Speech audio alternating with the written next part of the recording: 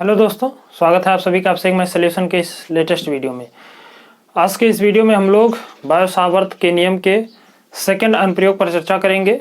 और जो हमारा सेकंड अनुप्रयोग है इसमें हम लोग पढ़ेंगे कि कोई वृत्ताकार कुंडली है, उसके अक्ष पर स्थित क्या है कि वृत्ताकार कुंडली के केंद्र से होकर जाने वाले अक्ष पर स्थित किसी बिंदु पर चुंबकीय क्षेत्र को आपको बताना है। पिछले वीडियो में हम लोगों ने एक अनुप्रयोग पढ़ लिया था बायो सावर्त के नियम का कि अगर कोई वृत्ताकार कुंडली दी गई है और उसके केंद्र पर कोई वस्तु रखी है या कोई बिंदु है तो उस पर चुंबकीय क्षेत्र का मान क्या होता है, इसको हम लोगों ने पिछले वीडियो में पढ़ा था। और पिछले वीडियो में हम लोग बायो सावर्त का नियम भी पढ़ चुके हैं।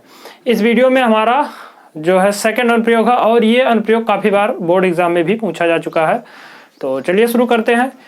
इसको समझने के लिए आपको बायो सावर्त के नियम का ज्ञान होना परमावश्यक है। तो आप अगर नहीं पढ़े हैं बायो सावर्त का नियम तो वीडियो जाकर देख सकते हैं, और पढ़े हैं तो बहुत अच्छी बात है।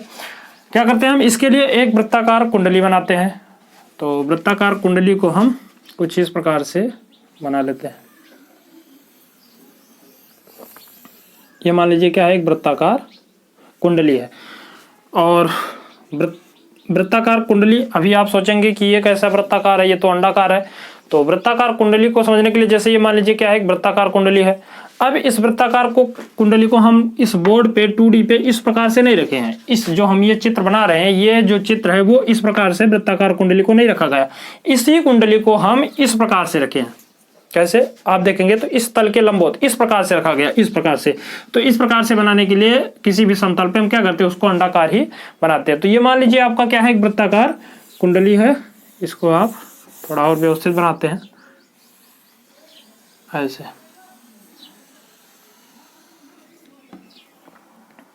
ये मान लीजिए एक वृत्ताकार कुंडली है और ये इस तल के लंबवत है, इस प्रकार से इसको हमने रखा है। और इसी कुंडली के केंद्र से जाने वाले अक्ष, यानी इसका कहीं ना कहीं केंद्र होगा। मान लीजिए ये इसका केंद्र है, इसके केंद्र से जाने वाले एक अक्ष, जैसे ये कुंडली है तो इसके केंद्र से इस प्रकार से, जैसे इसके बीचों बीच से जाने वाला एक अक्ष आप खींचेंगे। अक्ष मतलब एक सीधी लाइन, और ये लाइन जो होगी कुछ, हम इसको थोड़ा सा ऐसे बनाते हैं। यहां से क्या करते हैं, एक अक्ष खींच देते हैं इस प्रकार से। ये क्या है, एक अक्ष है। जैसे ये कुंडली है, इसके बीच से जाने वाला ये आपकी जो मार्कर आपको दिख रहा है, ये क्या है, इसका अक्ष है। और इसी के अक्ष पर स्थित कोई एक बिंदु P है। मान लीजिए यहाँ पर कोई बिंदु क्या है, P स्थित है। अब इसी पर आपको इस कुंडली के कारण चुंबकीय क्षेत्र का मान बताना है कि बिंदु P पर चुंबकीय क्षेत्र का मान कितना होगा। तो चलिए शुरू करते हैं, इसको समझते हैं। यहाँ पे कुछ चीजें हम लोग मानेंगे। मान लेते हैं जो वृत्ताकार कुंडली है, इसकी त्रिज्या आपको दी गई है कैपिटल R।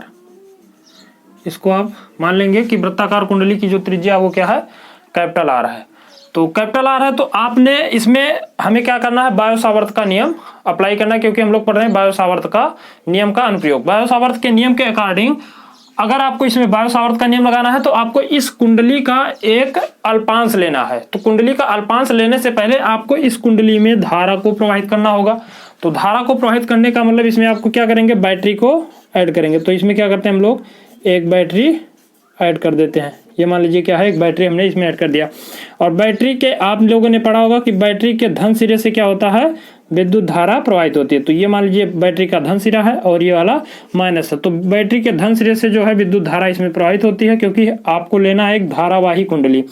तो इसमें ये जो है धारा स्मॉल I मान लीजिए, इसमें धारा इस कुंडली में प्रवाहित होती है इस बैटरी के द्वारा। तो इस बैटरी में जैसे ये कुंडली है, यहाँ पे आपने बैटरी जोड़ दिया। तो इस प्रकार से ये कुंडली रखी हुई है। जैसे कि इसको समझने के लिए आप क्या करिए, इस मार्कर को ऐसे रख दीजिए। अब इसमें धारा जो है प्रवाहित हो रही है। धारा कैसे प्रवाहित हो रही है, तो इस कुंडली को हमने ऐसे रखा है।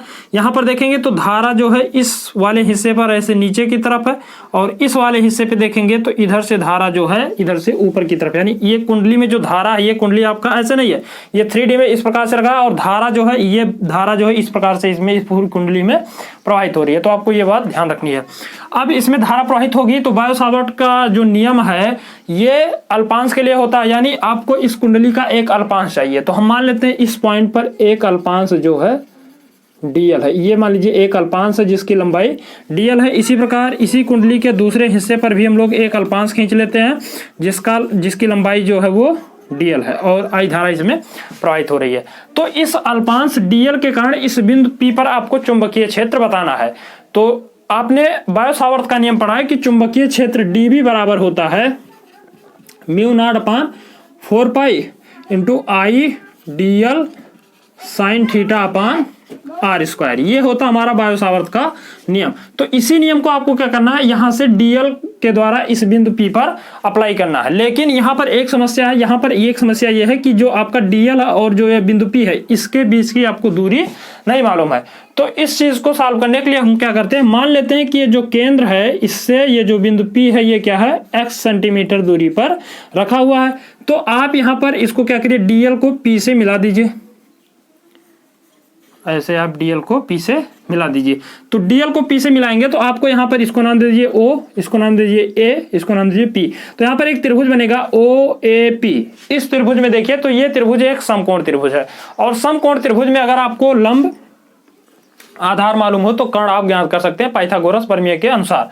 तो यहां से अगर आप AP का मान निकालेंगे, इस त्रिभुज में लिखेंगे त्रिभुज OAP में, इसको थोड़ा हम व्यवस्थित लिखते हैं ताकि आपको नोट बनाने में भी आसानी हो। तो इसको सारी चीजें जो हमने अभी तक माना है इन सारी चीजों को हम पहले क्या करते हैं, नोट कर लेते हैं। तो सारी चीजों को लिखने के लिए हम क्या करते हैं, माना, यहां पर लिखेंगे माना एक वृत्ताकार कुंडली जिसकी त्रिज्या कैपिटल R है तथा उसके केंद्र से होकर जाने वाले अक्ष पर एक बिंदु P स्थित है। यह मान लिए कुंडली है, इसके केंद्र से ये जो अक्ष है इसके केंद्र से इस अक्ष पर एक बिंदु P है जो x सेंटीमीटर दूर है। तो एक जाने वाले अक्ष पर एक बिंदु P स्थित है जिसकी केंद्र से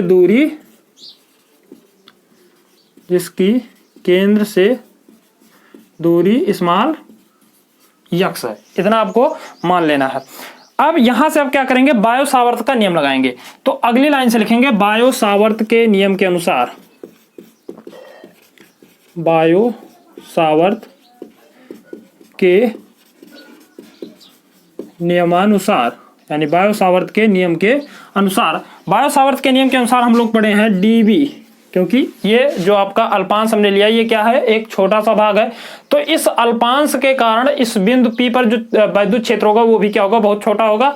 तो आप यहां से बायो सावर्त के नियम से हम लोग पढ़े कि डीबी बराबर होता है mu not upon 4 pi into I dl sine theta upon R square. तो डीबी बराबर हो जाएगा mu not upon 4 pi into I dl sine theta upon R square. अब यहां पर आर स्क्वायर का मान देखेंगे तो आर स्क्वायर है क्या, तो डीएल से पी की दूरी। तो डीएल से पी की दूरी क्या है, एपी। तो आप यहां से क्या लिख सकते हैं, एपी का स्क्वायर। अब आप क्या करिए, पहले यहां पे एपी का मान ज्ञात करिए। तो एपी का मान ज्ञात करने के लिए हम लिखेंगे अगली लाइन से त्रिभुज ओएपी में, आप त्रिभुज देखिए OAP। तो ये आपको एक समकोण त्रिभुज दिख रहा है। अगर ये समकोण त्रिभुज है तो ये भुजाकर्ण है। तो यहां से आप AP बराबर लिख सकते हैं पाइथागोरस प्रमेय से, AP का स्क्वायर बराबर लंब स्क्वायर यानी आपका AO का स्क्वायर, OA का स्क्वायर प्लस आधार स्क्वायर यानी OP स्क्वायर। आपको ये गणितीय विवेचन थोड़ा सा करना है। तो यहां से हो जाएगा AP का स्क्वायर बराबर OA के जगह पे देखिए तो OA के जगह पे क्या है, कैपिटल R है। तो कैपिटल R का स्क्वायर प्लस OP की जगह पे, OP की जगह पे देखेंगे तो x का स्क्वायर। तो AP बराबर आपको यहां से मिल जाएगा under root R square plus x square. तो आपको यहां से मिल गया AP का मान। इस AP के मान को इसमें हम रख देते हैं। इसको आप समीकरण नंबर 1 बना सकते हैं। और आप यहां से क्या करेंगे, थीटा का मान भी निकालेंगे। अब थीटा का मान पहले हम लोग समझ लेते हैं कुंडली की सहायता से। तो ये मान लीजिए कुंडली है और इसका ये क्या है, अक्ष है। और ये कुंडली है, ये इसका अक्ष है, और यहाँ पर मान लीजिए जो हमारा बिंदु P है वो यहाँ पर स्थित है, इस पॉइंट पर बिंदु P स्थित है और ये इसका अक्ष है। अब आपको जैसे हमने अल्पांश लिया तो अल्पांश ये वाला हिस्सा मान लेते हैं, इसको थोड़ा सा हम यहाँ से कलर वाइज कर देते हैं। ये हिस्सा जो आपको यहाँ से डॉट दिख रहा है ये मान लीजिए क्या है, अल्पांश है, छोटा सा हिस्सा है इधर, ये हिस्सा अल्पांश है। अब इसके कारण आपको जैसे इसको हम इस प्रकार से रखें, ये कुंडली इस प्रकार से नहीं रखी, आपको ध्यान देना है, इस प्रकार से हमने इस कुंडली को रखा है। तो इस अल्पांश के कारण इस पर आपको एंगल देखना है कि ये जो एंगल है, ये जो थीटा का मान है, ये कितने डिग्री पर ये बिंदु P स्थित है। तो इसको समझने के लिए आप क्या करिए, आप ये जैसे ये अक्ष है, ये बिंदु P है, अब आप क्या करिए, जो रेखा हमने यहाँ से मिलाया है A से P को, हम क्या करते हैं, इस पेन को इस प्रकार से ऐसे रखते हैं, जैसे कि ये मार्कर है, इसको आप इस प्रकार से ऐसे रखिए तो आप देखेंगे कि ये बिंदु P पर मिलता हुआ प्रतीत होगा। तो अब आप देखिए इसके बीच का एंगल, तो एंगल यहां से देखेंगे,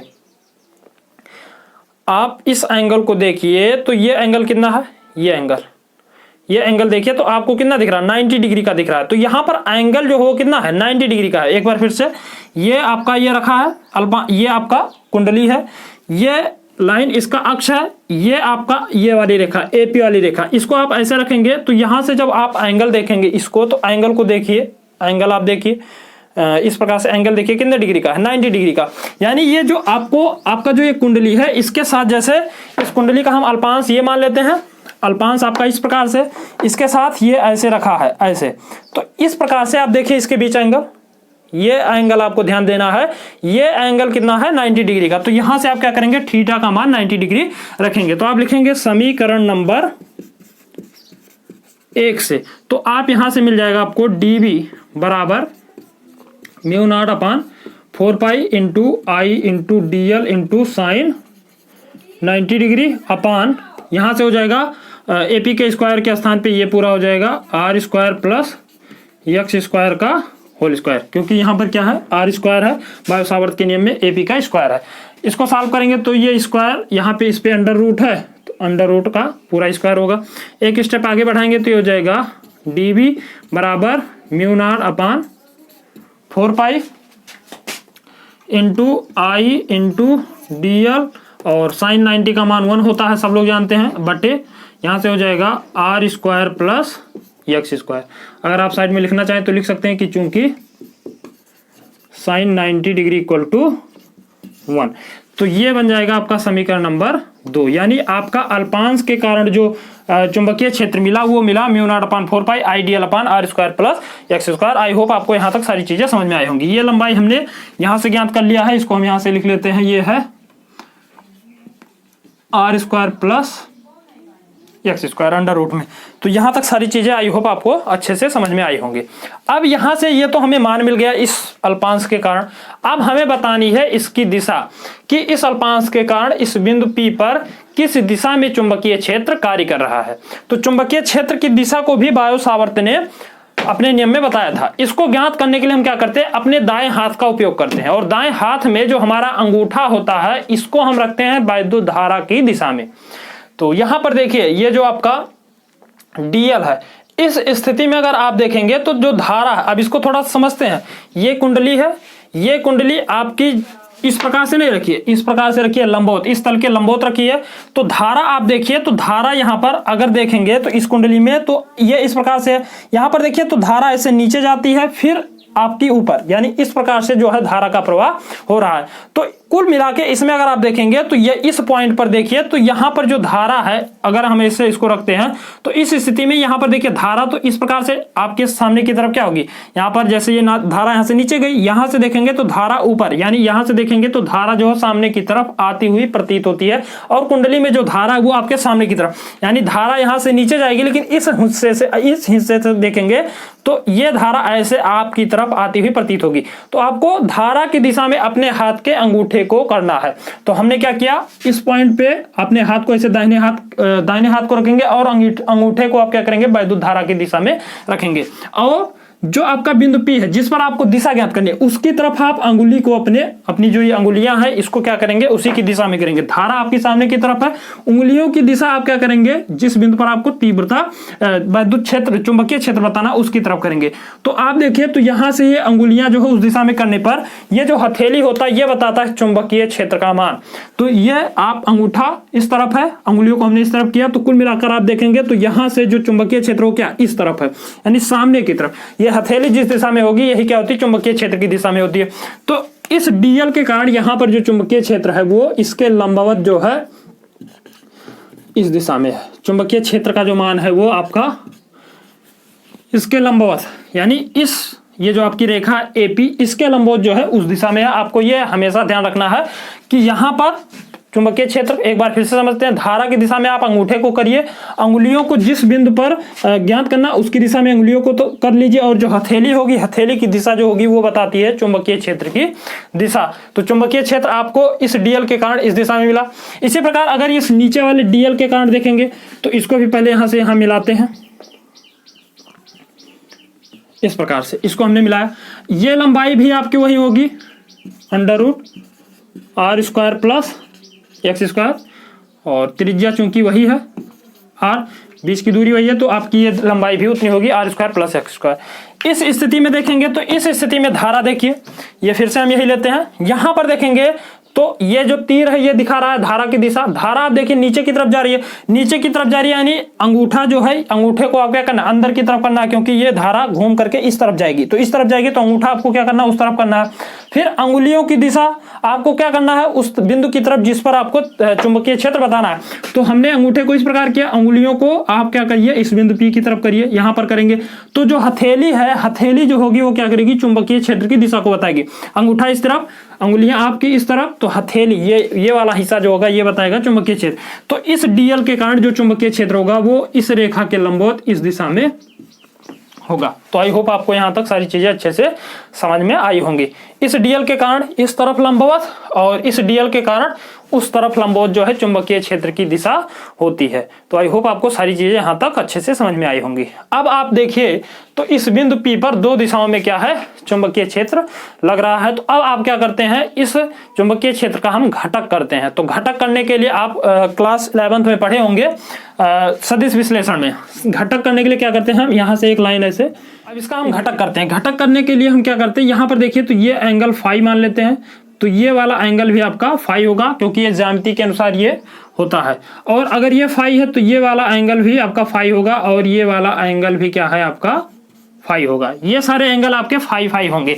तो घटक करने का एक सिंपल सा तरीका है, जिस तरफ कोण होता है उस तरफ हम उसका मान, चाहे जिस सदिश का आपको घटक करना है उस सदिश का मान जो होता है cos थीटा में लिखा जाता है। तो ये वाला जो हिस्सा है ये होगा आपका dv, यहाँ पे आप लिखेंगे तो ये हो जाएगा dv cos फाई, और इस हिस्से में देखेंगे तो ये भी क्या है cos फाई, और dv cos फाई ये भी है, dv cos फाई ये भी है। तथा आप इसके जो थीटा के विपरीत देखते हैं तो थीटा के विपरीत वाला होता है आपका साइन में, तो ये हो जाएगा साइन फाई, और ये भी हो जाएगा dv साइन फाई। तो आई होप आपको यहाँ तक सारी चीजें अच्छे से समझ में आई होंगी। अगर आपको स्क्रीनशॉट लेना चाहें तो स्क्रीनशॉट ले सकते हैं। इसके बाद हम क्या करते हैं, जो आपको यहां से घटक तो हमने कर लिया, एक इस तरफ एक इस तरफ, यहां पर देखिए तो ये dv cos फाई, ये dv cos फाई एक दूसरे के विपरीत हैं। तो एक दूसरे के विपरीत होने के कारण ये एक दूसरे के प्रभाव को पूरी तरह निरस्त कर देते हैं, यानी ये एक दूसरे को कैंसिल कर देते हैं। तो ये dv जो है इस वाले dv cos फाई से कैंसिल हो जाएगा, तथा ये जो dv sin थीटा और ये जो dv sin थीटा ये दोनों क्या होते हैं, जुड़ जाते हैं। तो आप क्या करेंगे, यहां पर इस बिंदु P पर जो संपूर्ण जो चुंबकीय क्षेत्र, टोटल जो चुंबकीय क्षेत्र है उसका मान क्या करते हैं, हम यहाँ पे ऐड कर लेते हैं। तो यहां से हम इसको आगे लिखेंगे कि dv के घटक, यहां पर लिखेंगे dv के घटक dv cos phi, dv cos phi एक दूसरे के प्रभाव को निरस्त कर देते हैं तथा dv sin फाई एक दूसरे से जुड़ जाते हैं, एक दूसरे से जुड़ जाते हैं। तो आप यहाँ तक पहले स्क्रीनशॉट ले लीजिए और इसके बाद हम क्या करते हैं, इसका गणितीय जो है आपका सूत्र है उसको ज्ञात करते हैं। तो अगर आप इसका स्क्रीनशॉट लेना चाहें तो यहाँ तक पहले ले लीजिए, इसके बाद आगे इसको हम सॉल्व करते हैं। देखिए इसको जब आगे सॉल्व करेंगे तो यहाँ पर जो dv sin फाई है ये दोनों क्या होते हैं, जुड़ जाते हैं। तो इस प्रकार से इस बिंदु P पर कुल चुंबकीय क्षेत्र, यानी आप लिखेंगे अतः बिंदु P पर कुल चुंबकीय क्षेत्र B बराबर हो जाएगा आपका समाकलन dv sin फाई। क्या हो जाएगा, समाकलन dv sin फाई। तो यहां से आप क्या करिए, dv का मान रखिए समीकरण नंबर 2 से, क्योंकि हमने dv का मान पहले ही ज्ञात किया। तो यहां पर लिखेंगे समीकरण नंबर 2 से। तो समीकरण नंबर 2 से आपको मिल जाएगा b इक्वल टू समाकलन dv का मान यहां से रखेंगे तो ये होगा mu not upon 4 pi into I into dl upon r square plus x square into sine phi. ये हो गया आपका साइन फाई। इसके बाद इसको सॉल्व करेंगे तो ये आ जाएगा v इक्वल टू समाकलन, यहां से क्या करते हैं साइन फाई का पहले हम मान निकालते हैं। तो साइन फाई का मान निकालने के लिए आप देखेंगे त्रिभुज OAP, त्रिभुज OAP ये बिंदु क्या है, P है। तो यहां पर लिखेंगे चूंकि त्रिभुज OAP से साइन फाई, ये क्या है आपका फाई है, इसका आपका साइन का मान निकालना। तो साइन फाई यानी साइन थीटा बराबर होता है लंब बटे कर्ण। तो लंब थीटा के सामने की भुजा आपकी लंब होती है और कर्ण आपका 90 के सामने की भुजा, तो ये हो गया कर्ण। तो यहां से आपको साइन फाई का मान मिल जाएगा कैपिटल R बटे कर्ण के स्थान पे होगा under root R square plus x square. इस मान को आप क्या करिए यहां से ला करके रख दीजिए। तो ये हो जाएगा mu not upon 4 pi into I into dl upon R square plus x square into capital R और इंटू आपका होगा under root R square plus x square. I hope आपको यहाँ तक सारी चीजें अच्छे से समझ में आई होंगी। अब आप इसको देखिए तो ये इस पे लगा अंडर रूट, इस पे लगा है, इसके पावर में कुछ नहीं है, यानी दोनों चीजें लेकिन समान है। ये भी R square plus x square, ये भी है R square plus x square. इसको आप लिख सकते हैं R square plus x square के पावर 1/2। ये हो जाएगा आपका R square plus x square. ये इसको लिख सकते हैं हम v equal to under root mu not upon 4 pi into I into dl into capital R बटे ये हो जाएगा R square plus x square into इस पे आप लिख सकते हैं R square plus x square के पावर में 1/2। तो आई होप आपको ये सारी चीजें अच्छे से समझ में आ रही होंगी। इसको थोड़ा सा हम क्या करते हैं नीचे वाला इरेज करते हैं। अब इसको अगर आप बढ़ाएंगे आगे तो ये हो जाएगा समाकलन, यहां से इसको लिख सकते हैं mu not upon 4 pi into I into dl into capital R बटे इन दोनों का क्या होगा, गुणा होगा। तो इस पे पावर क्या है, 1 है, कुछ नहीं, इसका मतलब 1 है, इस पे कुछ नहीं, इसका इस पर है आपका 1/2। तो घातें क्या होती हैं, जुड़ जाती हैं। अगर आपके ये जो आपका मान है ये क्या है, समान है, तो उसकी जो घातें होती हैं वो जुड़ जाती हैं। अगर राशियां समान होती है तो घातें जुड़ जाती है। तो यहां से हो जाएगा R square plus x square के पावर 1 + 1/2। इसको जोड़ेंगे तो ये हो जाएगा b इक्वल टू समाकलन mu not upon 4 pi into I into dl into capital R बटे 2 × 2 = 1 3। ये हो जाएगा R square plus x square के पावर में 3/2। तो आई होप आपको ये सारी चीजें यहाँ तक समझ में आई होंगी। अब यहाँ से देखिए तो म्यू नॉट अपान 4 पाई ये कांस्टेंट है, आई जो है इस कुंडली में प्रवाहित धारा है, इसका मान भी निश्चित होगा। dl जो है ये अल्पांश है, r जो है इसकी त्रिज्या है, ये मान निश्चित होगी। R square plus x square, R square का मान त्रिज्या है तो इसका मान निश्चित होगा। एक्स स्क्वायर ये केंद्र से इसकी दूरी है बिंदु P की, तो इसका मान भी निश्चित होगा। तो कुल मिला के यहाँ पे मैक्सिमम मान क्या है, कांस्टेंट है। इसमें अगर कुछ बदल सकता है तो वो है dl। तो इसमें जितना कांस्टेंट है उसको सबका हम क्या करते हैं, बाहर निकाल करके हम क्या करते हैं, समाकलन करते हैं। तो इसको हम लिख सकते हैं एक लाइन में, v इक्वल टू सारे मान बाहर होंगे तो आ जाएगा mu not upon 4 pi into I into capital R बटे R square plus x square के पावर में 3/2 और बचेगा आपका समाकलन dl, क्योंकि dl का मान आप बदल सकते हैं, इसका मान चेंज हो सकता है, क्योंकि इसी प्रकार dl इस पूरे कुंडली पर मिलेगा आपको। तो इसको अगर हम आगे सॉल्व करते हैं तो ये हो जाएगा v equal to mu not upon 4 pi into I into capital R बटे R square plus x square के पावर में 3/2 और dl का समाकलन इससे पहले वाले वीडियो में हमने बताया था कि dl का समाकलन जो होता है वो होता है 2 पाई r। कैसे होता है इसको हम थोड़ा सा समझ लेते हैं एक बार फिर से। dl का समाकलन, dl है क्या, अल्पांश है। तो इसी प्रकार से जब छोटे छोटे अल्पांश मिलेंगे तो ये एक पूरी कुंडली क्या होगी, आपको प्राप्त होगी। तो हमने समाकलन का सूत्र पढ़ा है कि समाकलन dx बराबर होता है यक्स, और ये यक्स है क्या, जैसे कोई एक तार लीजिए, इसका छोटा सा हिस्सा ले लीजिए अल्पांश, ये इसको मान लेते हैं dx। अब इसका आप समाकलन करेंगे तो इस पूरे तार का लंबाई अगर मान लीजिए यक्स है तो इसका समाकलन करते हैं तो यक्स हो जाता है। तो ये होते हैं समाकलन, यानी छोटे से मान को बड़े पैमाने पर ज्ञात करने के लिए समाकलन किया जाता है। ठीक इसी प्रकार ये dl देखेंगे तो ये चूंकि एक क्या है, वृत्ताकार कुंडली है, तो वृत्ताकार कुंडली की पूरी लंबाई, यानी इसी को अगर आप खोलिए और ऐसे फैला दीजिए तो इसकी पूरी लंबाई को आपको ज्ञात करने के लिए आपको इस वृत्ताकार कुंडली, इस वृत्त की परिधि को ज्ञात करना पड़ेगा। और वृत्त की परिधि का सूत्र होता है 2 पाई r। तो यहां से जब आप इस dl का समाकलन करेंगे तो ये हो जाएगा 2 पाई r। r का यहां ऊपर गुणा हो जाएगा तो ये आ जाएगा b equal to mu nought बटे 4 pi into I into capital R का स्क्वायर, R का गुणा हो जाएगा इंटू 2 पाई और बटे बचेगा आपका R square plus x square के पावर में 3/2। तो आई होप आपको ये सारी चीजें समझ में आई होंगी।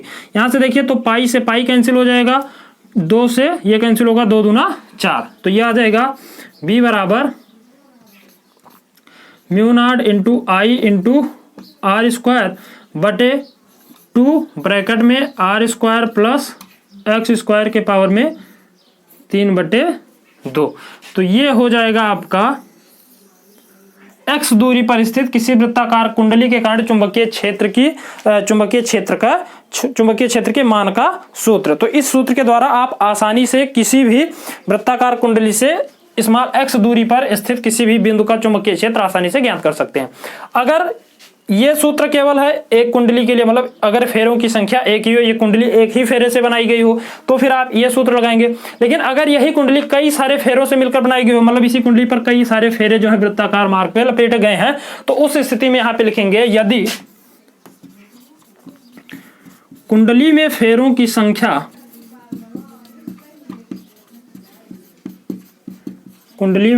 की संख्या बराबर कैपिटल N। यदि कुंडली में फेरों की संख्या क्या हो, N हो, तो चुंबकीय क्षेत्र जो होगा, तब चुंबकीय क्षेत्र B बराबर हो जाएगा, आप N से क्या करेंगे, इसमें गुणा कर देंगे तो ये आ जाएगा N into mu naught into I into capital R square बटे यहाँ से बचेगा 2 ब्रैकेट में R square plus x square के पावर में 3/2। तो इस सूत्र से आप अगर कुंडली में बहुत सारे फेरे दिए गए हैं तो इस सूत्र की सहायता से उसका मान भी ज्ञात कर सकते हैं। तो आई होप आपको सारा चीज अच्छे से समझ में आया होगा। यदि आपको वीडियो अच्छा लगा हो तो चैनल को सब्सक्राइब कीजिए, और अगर कोई समस्या हो तो कमेंट बॉक्स में कमेंट करके जरूर बताएं। मिलते हैं अगले वीडियो में अगले टॉपिक के साथ। और अगर वीडियो अच्छा लगा तो चैनल को सब्सक्राइब भी कीजिए और लाइक भी कीजिए और दोस्तों में शेयर भी कीजिए। तो मिलते हैं अगले वीडियो में, तब तक के लिए जय हिंद।